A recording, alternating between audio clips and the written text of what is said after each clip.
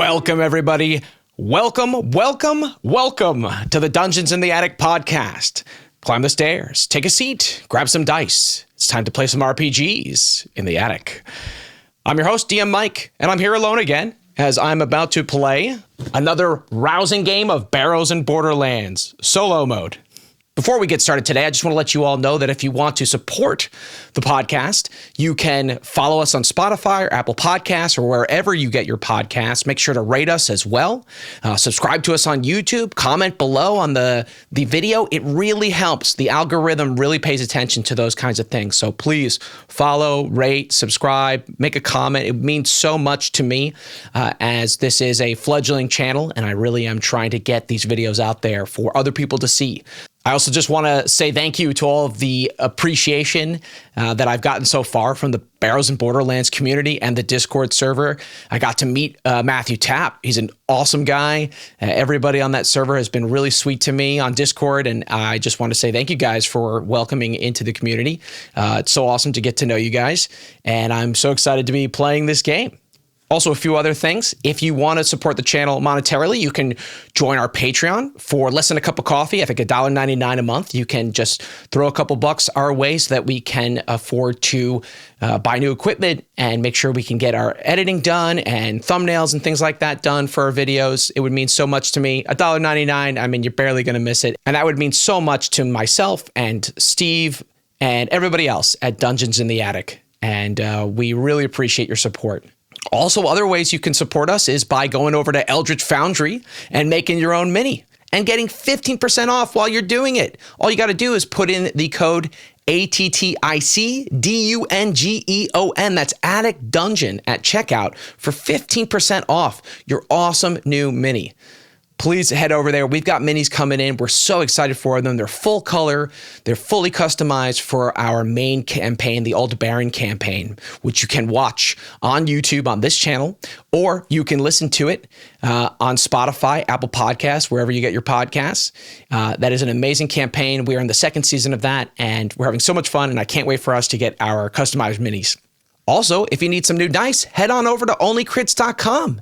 Use our code DITA, that's DITA, at checkout for 10% off your order. That's amazing. And again, it helps out the podcast. So I'll leave links for both of those in the description below. All right, with all that out of the way, let's get to it. So last we left off, Thomason and the gang, the whole party, had put the guards to sleep.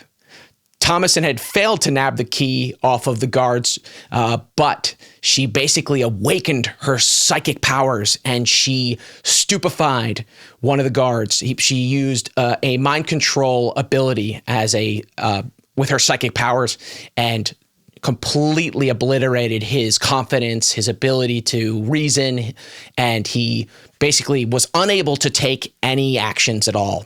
And then Kalir, the mutant plant half-caster, he used a sleep spell, put all the rest of the guards to sleep when they ran out to see what was going on, and now the party's free. So we got Patrick P. Pork Pie, we got Kalir, the mutant half-caster, he's a plant mutant. We've got Grack the Kobold, and we have Father Nicodemus, the Green Skull Cleric.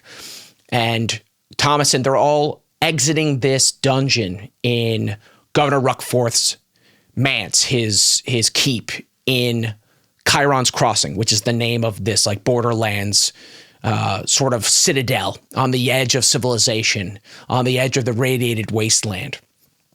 So they escaped and they headed through the guards' quarters and they found an Excalibur gun. They don't know what it's called, but Patrick P. Pork Pie, he found this awesome gun with this like blue paint and like silver lining that's like etched into it.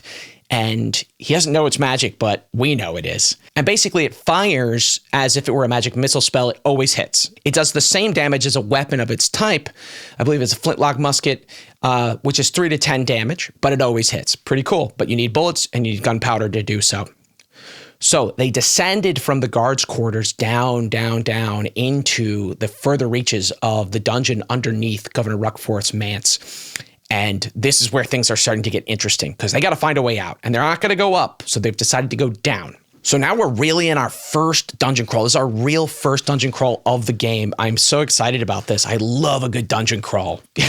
All the minutia of keeping track of torches and, wandering monsters and things like that.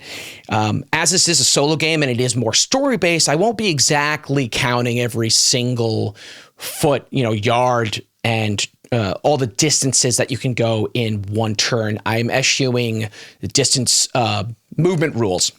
Some things you got to leave on the table, and some things that are just going to be too much for you, you can leave them out. It doesn't have to be a slavish devotion to rules. It's about telling a good story and hopefully getting to use a system that excites you. What excites me about these old school systems is tracking things like torches and possibly, rations and survival is important to me.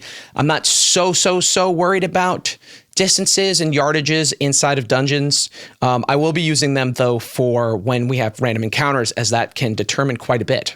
So our party descended into the dungeon, slowly creeping down these stone steps. They could feel some sort of heat rising up from below. They see this red light shining upwards. They hear the cranking of gears and cogs, sort of like this giant clockwork machine somewhere down below.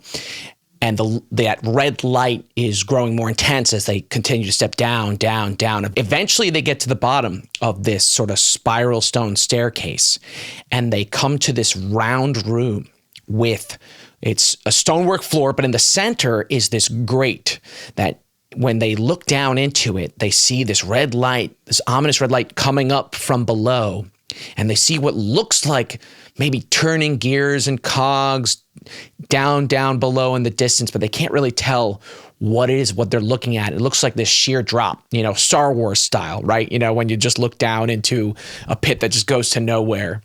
My favorite kind of set dressing for a room. So first thing we're going to do is roll to see how many exits we have. Now I have here the original Advanced Dungeons and Dragons Appendix A, random dungeon generation papers here. I printed them out and I laminated them so I could always have them, because I used to do this in my free time. I would make dungeons just for fun. I would go to a cafe and I'd use the random generator here and just draw up some random dungeons. So much fun, and you can use them in your game. If you have a bunch of dungeons on hand, then you have a bunch created and they feel natural. And I just really like the way this generator works, and it's fun to roll dice and generate random things. So we're going to roll on table 5 here, 5C, number of exits. And so, so that's a D20 roll. Okay, we got a 6, looks like. All right, 6 gives us up to 600 feet, 2 exits. I want to say this is roughly, a 600 square foot room, probably less than that. It's a round circular room. So there are 2 exits here. Now let's check the room contents. That's table 5F here. On a 1 through 12, it's empty. And above that, things start to get a little dicey. We got a 19. Uh-oh. 19 is a trick or a trap. Oh, table 7, a trick or a trap. Okay, we're going to roll on this for inspiration, but I might change it depending on what we get here. So 1, a secret door unless unlocated. So there are 2 obvious exits, and then there's a secret door somewhere else. So we're going to head over to the Underworld Adventures booklet here, and we're going to see if Matthew has given us any rules for how to detect secret doors. I'm sure he has. Searching and doors. Secret doors can be discovered by men, dwarves, or halflings on a 1 to 2 on a D6. Doors don't open easily. Most aren't the kind you push open with a gentle shove. They must be forced. Okay, lots happening. First things first, let's make sure we actually have a torch going here. Does anybody have a torch? Patrick has bullets, arrows, and gunpowder. Oh, but Father Nicodemus has a light spell. Oh, let's roll a light spell. Yes, absolutely. Because I don't think we actually have any torches. So light spell is level 1. We're going to have to roll an 8 for it to take effect immediately. And that's 2d6. Okay. 5. Ooh, I don't think that's going to do it. For a level 1 spell, we would need to have rolled a 7 or better for a delayed spell. So unfortunately, Father Nicodemus fails to cast the spell. I see it like he raises his holy symbol, which I'm starting to think he is a Dinoco? Like, worshiper, I think, the man upstairs. I think he raises this piece of what you and I might know as like some sort of like motherboard. It's his holy symbol. It's like some sort of like microchip board or something, with copper lining on it, and maybe it's got like a green plastic background. And I think he can like use his mutant green skull radiation abilities to sort of light it up and use it as a source of light. And he starts concentrating on it, and he's praying. I don't know if prayer actually works for him, but we do know that he has some sort of power here. And he's focusing his radiation on the mothership board, and he's like, whoa, and he's focusing, and it starts to light up, and then it sparks out, and everyone sort of jumps back, and he's unable to light up this light spell, unfortunately. And he goes, it seems the man upstairs is unhappy with my performance, but fear not, children. I can see just fine, because he has infravision for 60 feet. And remember, this is a skeleton with a green radiated skull, like a gooey green radiation around his face. He's got this like black skeleton sort of face. So we're not able to light up this room, but there is this ambient red light coming up from underneath us. So we'll be able to use that. And Father Nicodemus has infravision, so we can use him to sort of work through where we are and what's going on. Father Nicodemus is the only one who's going to have a chance, really, of spotting this hidden door here.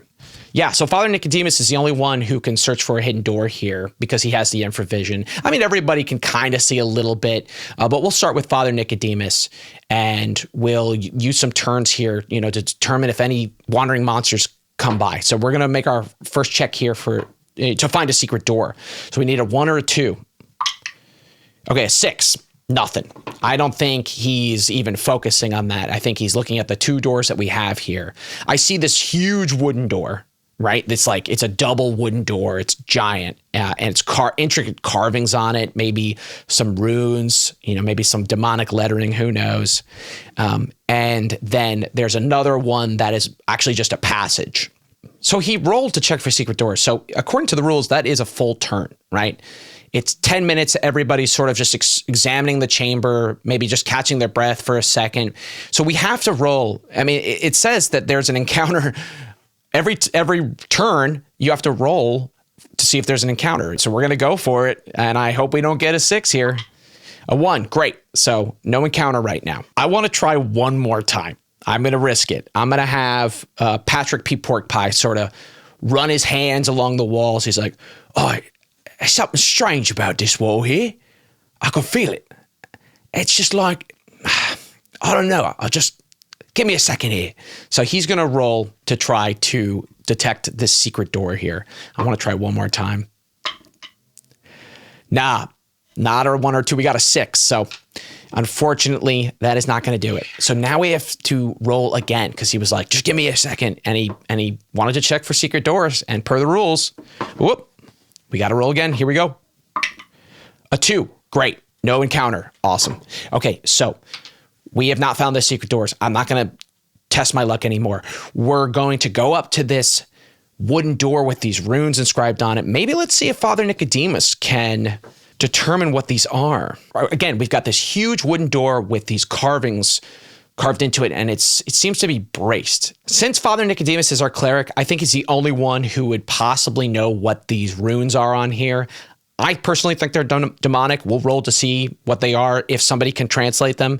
Father Nicodemus's intelligence is an 8, though, and I am going to subtract a -3 because I don't think he would be so adept at knowing, demonic runes or whatever this is on this door. I think this would be serious to him. So I'm going to bring it all the way down to a 5. He's got to roll a 5 or less on a D20 in order to know what these runes even mean or to recognize them. So let's see. A 6. Oh, how sad. So he looks at them and he goes, how curious. Yes. And Patrick P. Pork Pie's like, oi, what you seeing there, Green Skull? And Father Nicodemus says, yes, I have no idea what I'm looking at. And everybody sort of moans. Oh. Father Nicodemus is a little weird. So we don't know what's behind this door. Can it be opened? I'm going to say very unlikely. I think things are going really well for us. So I'm going to bring us down to a chaos factor of 4. I mean, we freed ourselves from prison. We got the Excaligun. We got a magic weapon. I'm going down to 4. So at 4, a very unlikely is a 15 or less. So it is very unlikely that this door can be opened, this huge door with these runes on it, which I think hides whatever this machine is we're talking about. Okay, we rolled a 4 exactly. Holy moly. What the hell? It's not an extreme success, which is interesting. A 3 or less would have been an extreme success, but it is true. It can be opened. Now, the runes, are they protecting the door? See, that's the issue. It's like, yes, it can be opened, but could it do awful things? And would anybody know? All right, so here's what we're going to do. We're going to make a wisdom roll here. We're going to use our character with our highest wisdom, and we're going to try to figure out if somebody would be like, please don't touch that door. Whatever it is, let's leave it alone. And it's obviously not the way out. Oh boy, Kalir has our highest wisdom. Kalir has a wisdom of 12. I'm going to give him +1 because this is clearly not a good thing. Like, this is not a good idea. Nobody should be, it looks like the kind of door you don't want to touch. You know, it might even be like kind of breathing a little bit.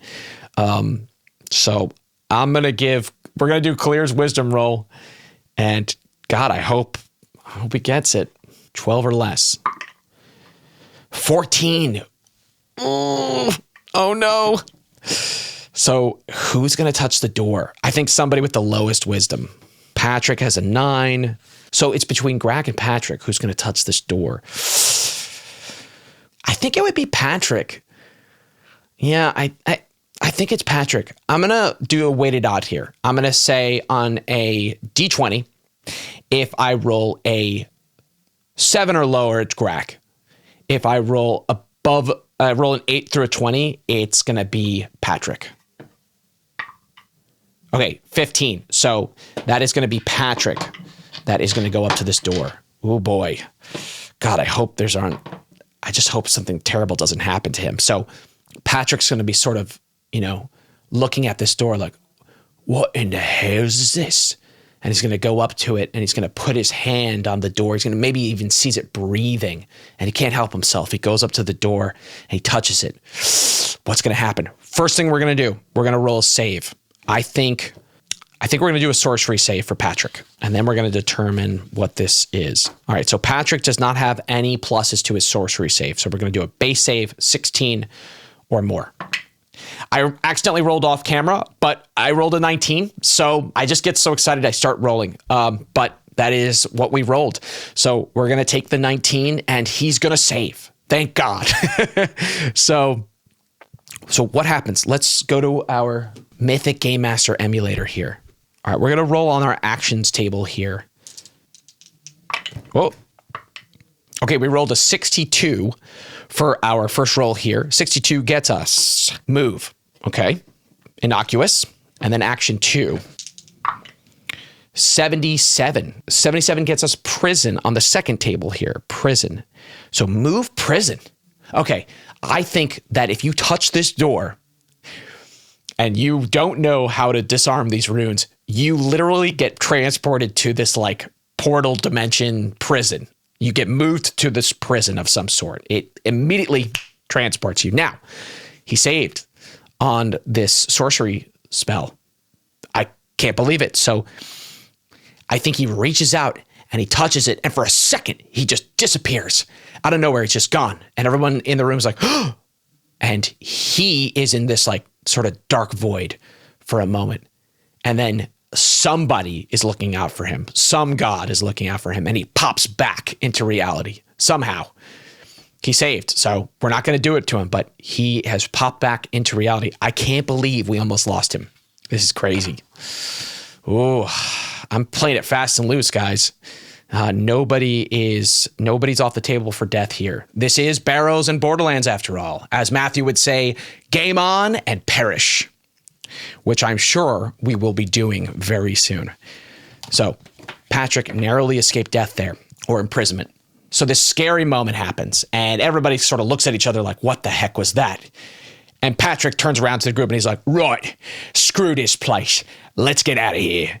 So they all turn and they head towards the other passage. There's this passage leading out that's just, a stone archway. Does it go straight? Is it a stairway? Let's find out. All right, we're going to roll on the Dungeons Descriptors table in the Mythic GM emulator here. All right, we're going to roll D100 here and see what we get. Okay, first roll, 20, even. 20 gets us damaged. Okay, and second roll, that is a 10 and a 7. 17. Colorful. Damaged and colorful. Fascinating. All right, so I'm seeing like stained glass. Right? They start walking down this passage that has these like stained glass windows that are all sort of broken and chipped, and some of them maybe are shattered. And if you look beyond them, you might even see, I see like void, right? Like beyond this, you see these images of, we don't know yet what, but they're all broken and shattered, and beyond them is just dark void.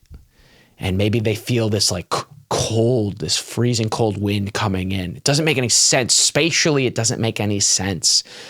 There should be a wall, right? It should be earth beyond these shattered windows, these stained glass windows. What do the stained glass windows depict? Let's do cryptic messages here. We're going to roll on a cryptic messages table. Okay, first roll, 76. 76 gets us power. Okay, and what else is that? That's an 8 flat. Power and bestow. Bestow power. Very cool. Ooh, okay. So these stained glass windows, this passageway, stained glass windows, right? All these beautiful colors and light pouring through them that you can't see where it's coming from. There's no light on the other side. There's no sun. There's void on the other side and a cold air that's seeping through, cold as death. And the windows, the pictures seem to be of this like demonic figure bestowing power. I see something that has too many eyes.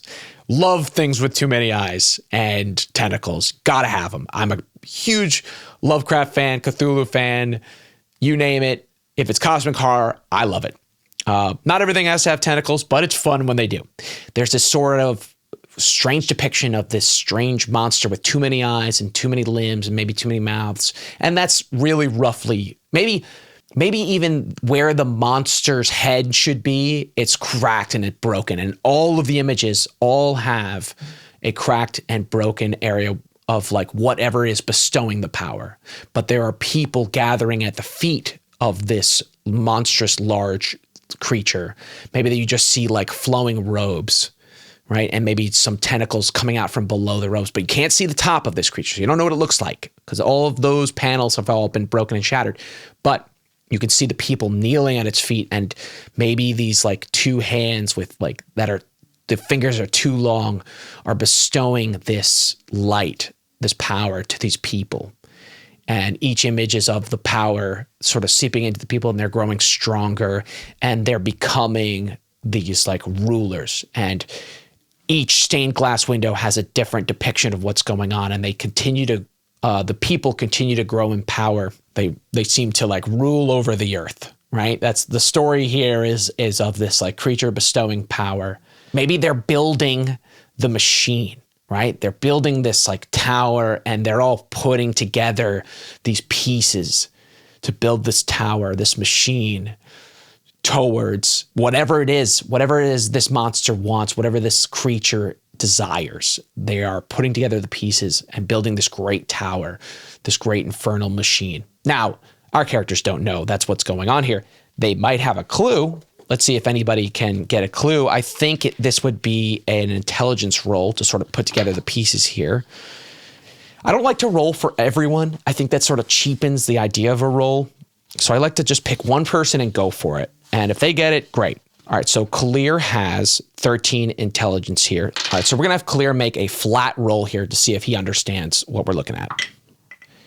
Okay, he rolled a 9. So that is under his intelligence of 13. So he's looking at all the different stained glass windows and putting it together. He sort of looks back at the group and he goes, they're building something. They were given knowledge, power, and in return, they had to build. Now, is anybody else listening to him? I think Grack is completely ignoring him. He's like, "Mah." He's looking for his next meal. He's freezing. He's cold. He wants to get the heck out of here. Patrick's like looking ahead. I think what I want to do for Father Nicodemus is I want to change his voice a little bit. I want him to be a little bit more creepy skeleton-like. So, maybe his vocal cords got burnt out. So he's like, this way, follow me. Come on, little girl. We're almost out of here. So they're heading down this tunnel and Kalir's putting it together. He's seeing it all, but everybody else is sort of ignoring him. But he can see something gave these people great power, and in return, they had to build this machine for the being. To what end? We don't know. Maybe that last window is completely shattered. And maybe Thomas and she stops. Everyone's still going up ahead, and she stops and she stares out through that window into the void. And she sees nothing. But as Nietzsche said, when you stare into the void stares back. And I think something does stare back at Thomason. Kind of like that scene in the Mouth of Madness with Sam Neill. Such a great cosmic horror movie. Absolutely go watch it. It is a must watch, especially for Halloween. He stares out into the void and he looks down into it, and there's something looking back at him. And I think that's what happens with Thomas in here. There's nothing there, but there is. Something looks back at her and it hates her, and she feels that hatred. And maybe it even flashes across her mind for a second, stunning her, and she falls to the ground in a cry and slams her head against the stone work here. And Patrick turns around, and maybe he's a little bit protective of her, and he runs over to her. He's like, "Oi, girl, what's wrong now? You going soft on me? Come on, let's go. We got to get out of here." And he picks her up, and he sort of, I think, even though he's a halfling, and I think he tries to fireman's carry her, and he's like, she's just a little bit too heavy for him. And maybe Kalir walks over and he grabs Thomas and throws her over his shoulder, and they keep walking. So at the end of this passage, what do we come to? So according to the random dungeon generator, we're going to roll a d20 here, and that's going to determine what's next. Okay, we rolled a 13. That's going to get us the passage turns. Okay, so it keeps going, and we're going to keep moving another 60 feet here. I'm going to say another turn has definitely passed by now. So we're going to roll a d6. If we get a 6, we have a random encounter. Oh, we rolled a 6. Oh, no. We have a random encounter. Okay, here we go. Oh, boy. Oh, boy. Oh, boy. Oh, boy. Okay, how to determine this? I think I know what I want to do. I think what I'm going to use is the OSC Old School Essentials has a online RSD where there's random generators, and you can just randomly generate a level 1, level 2, level 3 dungeon encounter. So I think I'm going to do that just to make it easy on myself. Okay, we rolled 3 zombies. We got 3 zombies here. So we're going to go back to Barrows and Borderlands. We're going to open up our Men and Mutants booklet here, and we're going to figure out the stat block for zombies. Okay, it's the first entry under Z. Okay, zombie has an armor class of 8, hit die of 2. Ooh. And we have 3 we've already encountered. We're encountering 3, and they have a THAC0 of 18. They have 1 attack. They do 1d8 damage on a pummel, or they bite. So shambling dead, driven by a hunger they do not understand. Each round, there is a 1 in 4 chance a zombie will attempt to bite rather than pummel. If it brings a foe to the ground, it automatically tries to feed. A successful bite infects the victim. No saving throw. Oh my God. 1 turn after the bite, fever sets in, the victim falls unconscious, 1d6 plus 6 turns later. That's 10 minutes each.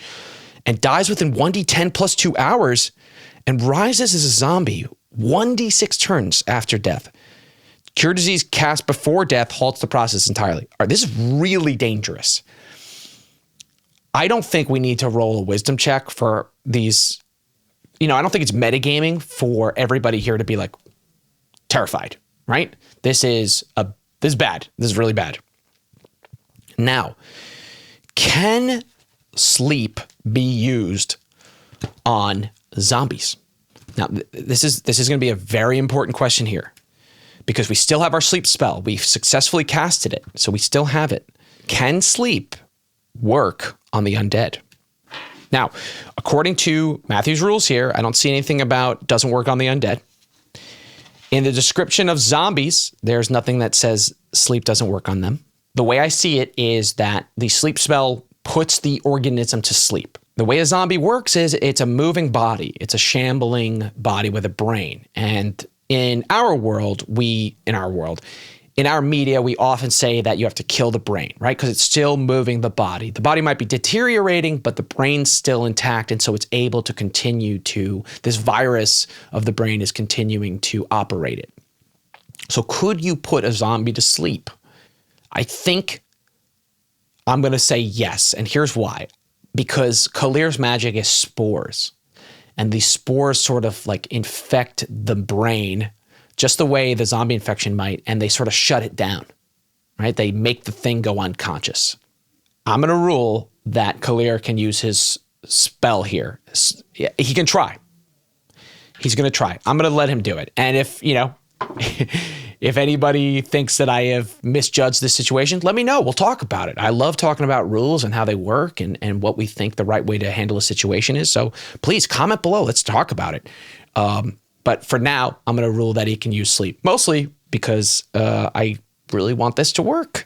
So again, we have to roll a 7 or better on a level 1 spell. Okay, we rolled instant success. We rolled a 10. We needed to roll an 8 for it to be instantly cast. We rolled a 10, right over the top. Okay, here's a critical thing I forgot though. Who has initiative? Who gets surprised, right? Do I think zombies can surprise people? No, I don't think they can lie in wait. I think we turn this corner and there they are. How far away are they? Are they able to ambush us? I don't think so. I think they are sort of shambling around in this hall here. I'm going to, just for ease of use, I'm going to rule that they spot the zombies at a distance. I think Father Nicodemus, using his infravision, sees things in the distance. He sees objects, human-shaped objects. And he says, wait, there's something here. I can see them. They sort of turn as they recognize what's going on. And remember, we don't have any light anymore. We have no light here. That's scary, right? We're completely in the dark here, save for maybe the light of some of the, this weird ambient light coming from the void beyond these shattered panes of glass. But we're basically in the dark here. It is very low ambient light coming through these stained glass windows. All right, so just to determine the distance that these zombies are at, we're going to use the monster sighting rules, roll 2d4 and multiply the result by 10. Okay. 6 times 10, 60 feet. So they're down the hallway. Okay. So following the combat overview here, we have 5 steps. First is determine surprise. I don't think there's going to be any surprise here. We're just going to skip that for now.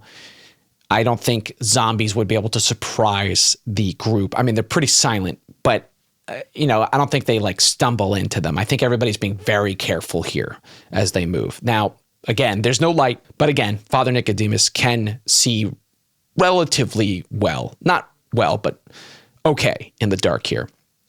So we're going to declare our actions. So the zombies are obviously just going to move up, right? And we rolled, they're 60 feet away. Kalir is going to cast a spell. I think everyone else is just going to hold their ground, trying to figure out what's going on here. Maybe Patrick, who has a long-range weapon now, is going to try to fire it. So he's going to fire his gun, and then we'll resolve our actions. So let's roll initiative to see who goes first. So red is going to be the enemies. Blue is going to be our team. So, we rolled a 1. So the zombies move first. The zombies have a movement of 30, so it's going to take them 2 rounds to get to our adventurers. Now it's our turn. So the combat sequence goes like this. Melee first if you're stationary, you haven't moved. Then missile attacks. Then magic and abilities. Then movement and hybrid actions. So moving and performing a missile attack or a melee attack, so on and so forth. And then other actions after that, like healing. So we don't have anybody in melee range that stayed stationary, but we do have a missile attack from Patrick. So he's going to fire at the zombies here. So, all right, great. Let's fire our first weapon. First shot of the game. Very fun. Okay, so many manuals, but I love it. Okay, let's see. All right, so first thing we're going to do is mark off a bullet and gunpowder for Patrick. He's going to use one of each. He can't see well, though. Ugh. And that's going to be a problem. But it doesn't matter because he's using the Excaligun, and the Excaligun always hits. So I think he can just barely make out some figures in the distance. And he's going to raise his gun, his Excaligun, and he's going to be like, "You there, stop where you are or I'll shoot." And I don't think he actually is going to wait for any response. I think he just can't wait to fire off this gun because he loves guns. All right, so the Excaligun acts as a flintlock musket. It has a rate of fire of 1 every 5 rounds. Its damage is 3 to 10. It has a misfire chance on I have to roll a D10, and if I get a 1, it misfires. We'll deal with that in a second. And its short range is 50 feet. They are 30 feet away, so we get no penalties here. This is a straight roll.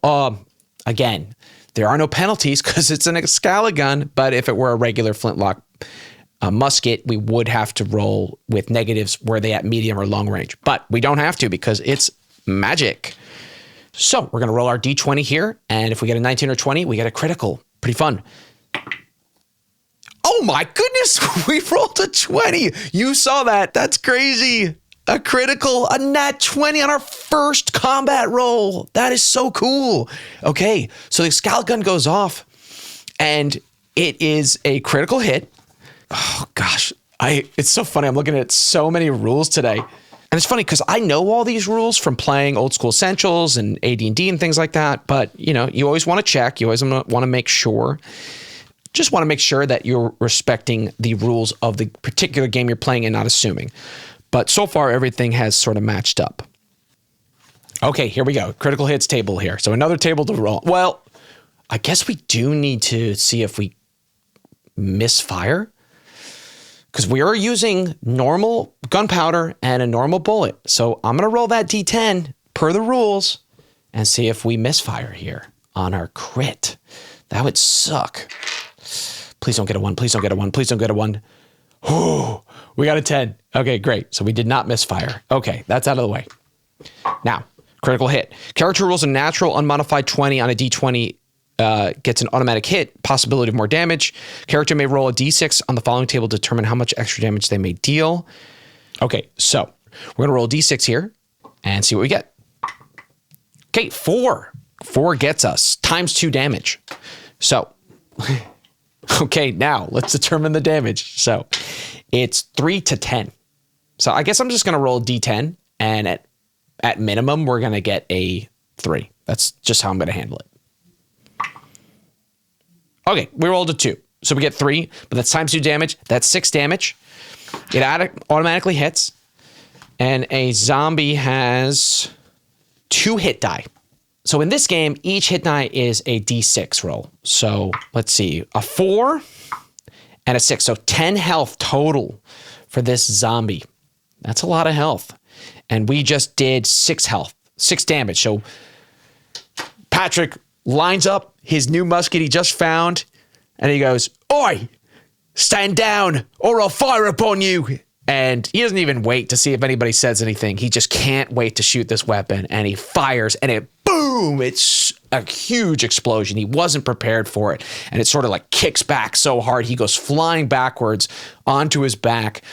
Everybody sees this beautiful blue light streak across the hallway, lights up the whole hallway as the musket goes off, and it makes this like almost singing sound, like this whistling singing sound, like shoo, and it fires, and it hits this zombie, and it blows a chunk out of the side of its head, and you just see like half this zombie's face is completely missing. That's going to represent the 6 out of 10 damage that we did. So we've got 4 health left, which means I see its brain is sort of leaking out, and it's about to go down. You just got to sort of finish it off. But it sort of stumbles as part of its whole head just blows right off. Really cool. Great image. So then moving right along, we are up to magic and abilities. So we know Kalir already succeeded his casting roll to sleep. I just wanted to make sure we followed the combat sequence as traditionally and as to the rules as possible. But now Kalir gets to cast his spell. He rolled a 10, and so it automatically goes off, and he can put down 2d6 2-hit die creatures. So there are 3 of them still. So let's see what we get. Okay, 6. We got 6 2-hit die creatures go down. So he casts these spores. They fly out of his head, and the spores sort of attach. They fly out and sort of attach to the brains of these zombies and disrupt them. And all the zombies like slam against the floor here. Man, what a session already. I feel like, it's so funny. We make so little progress, but I've been recording for over an hour and a half now, just looking up different rules and things like that. So I'm going to have to call it here, but pretty cool moment here that just happened. We're not out of the dungeon yet. We are going to be continuing to move down this corridor with the stained glass windows, and we're trying to find our way out. But there it is. That was our episode. So thank you so much for watching, guys. That was a lot of fun. Really evocative, crazy and violent, and just my favorite stuff from a dungeon crawl. And Patrick almost got transported to some strange, pocket dimension. Very strange stuff happening. Lots of cool developments happening. I'm so excited to just keep going with you guys. So stay tuned for the next episode coming out as soon as I can get it out for you guys. I love making these, and let's talk. Let's chat. Let's discuss the rules and discuss what we feel possibly could have gone differently, or where rules could have been interpreted differently. Whatever you got for me, let me know. Let's talk about the encounters. Let's talk about the story. Let's surmise. I know as much as you do about what's going on, right? Because I'm figuring it out with you. I have some ideas, but I'm excited to find out. So anyway, again, we'll see you in the next one, guys. Thanks so much.